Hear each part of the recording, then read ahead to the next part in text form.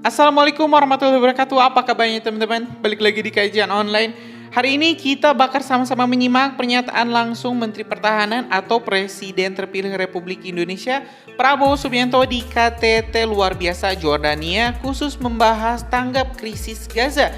Dimana lupanya teman-teman, di KTT ini tidak hanya dihadiri oleh negara-negara Islam atau anggota OKI, Organisasi Kerjasama Islam, tetapi negara-negara barat seperti Uni Eropa, Amerika Serikat, bahkan hingga PBB juga hadir dan memberikan pandangannya terkait situasi terkini atau kondisi Gaza khususnya di kota Rafah yang tengah dibombardir dan juga menghadapi ground invasion dari Israel.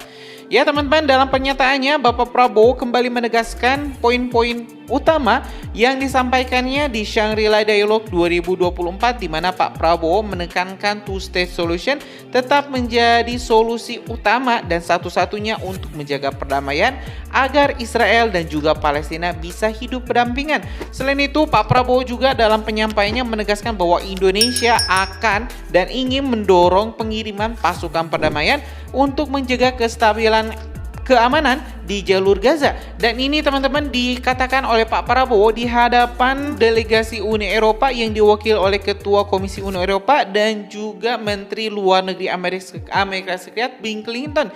Dimana ini memang luar biasa, Pak Prabowo sudah lepas atau sudah putus urat takutnya di hadapan negara-negara barat. Dia pun mengatakan bahwa Indonesia siap kapan saja mengirimkan pasukan kalau misalnya PBB memberikan mandatnya kepada Indonesia untuk memimpin pengiriman pasukan. Nah teman-teman, biar nggak terlalu lama, mending kita langsung saja simak pernyataan langsung dari Menteri Pertahanan Prabowo Subianto atau Presiden terpilih Republik Indonesia terkait pandangannya soal tanggap darurat situasi Gaza terkini di KTT luar biasa Jordania. Yuk teman-teman, kita simak video selengkapnya. Warahmatullahi wabarakatuh. Your Majesty King Abdullah II of Jordan, Your Excellency President Abdel Fattah el-Sisi of Egypt, Your Excellency Antonio Guterres, Secretary General of the United Nations, Your Excellency President Mahmoud Abbas of the State of Palestine. On behalf of the Government of Indonesia, I would like to thank Jordan, Egypt, and the United Nations for convening and hosting this crucial meeting.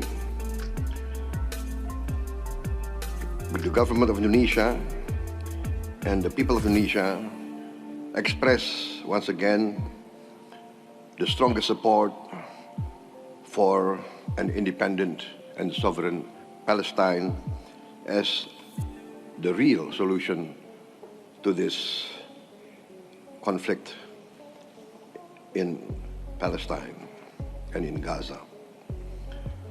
We look with the world today with horror, dismay, and astonishment at the fact that nations that consider themselves modern and civilized can perpetrate flagrant violations of international humanitarian law.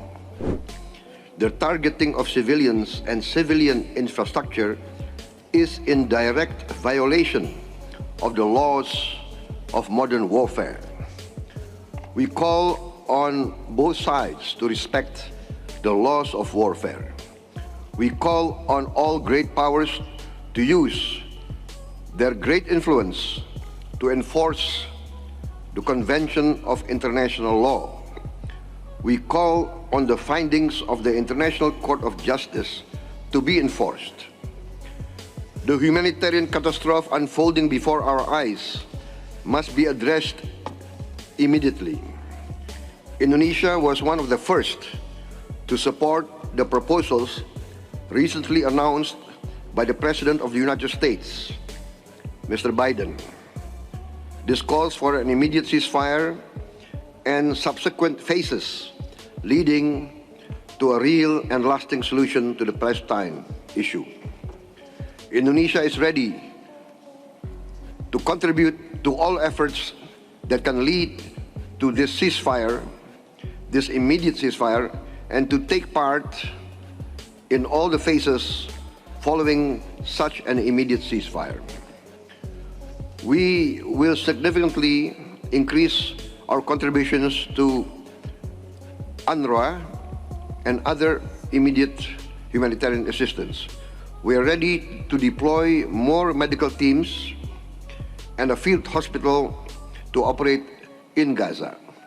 We are also ready to once again deploy a hospital ship and also to deploy air assets to take part in airdrops when necessary. We are also willing to evacuate 1,000 patients to be treated in Indonesian hospitals and to be returned to Gaza once they recover and the situation in Gaza becomes normal. We are also willing to evacuate children and orphans to be given post-trauma treatment and schooling and to be returned back to Gaza when the situation becomes normal.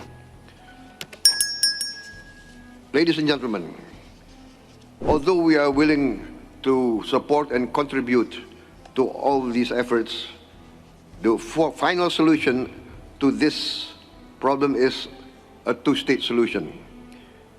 Only with a two-state solution, with Palestine and Israel living side by side in security and safety, can we resolve this problem. Thank you very much. Ya teman-teman, kita baru saja menyimak pernyataan lengkap dari Bapak Menhan Prabowo terkait situasi terkini di Gaza. Jadi dalam penyampaiannya Pak Prabowo menekankan beberapa poin penting yang saya rangkum. Salah satunya adalah terkait pelanggaran HAM yang dilakukan oleh Israel dengan menyerang rakyat sipil atau penduduk tak bersenjata, dan tentu ini tidak bisa dibiarkan.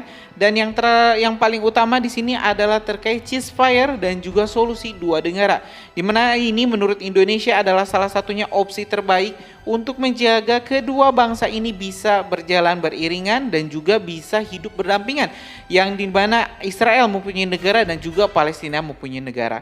Ya mungkin itu teman-teman, kita tentu bakal upload juga video-video lainnya terkait pernyataan dari PBB, pernyataan dari Uni Eropa dan juga Amerika Serikat. Karena itu subscribe dan nyalakan lonceng notifikasinya biar teman-teman gak ketinggal informasi menarik lainnya terkait KTT luar biasa Jordania untuk merespon tanggap darurat Gaza. Oke teman-teman, terima kasih. Assalamualaikum warahmatullahi wabarakatuh.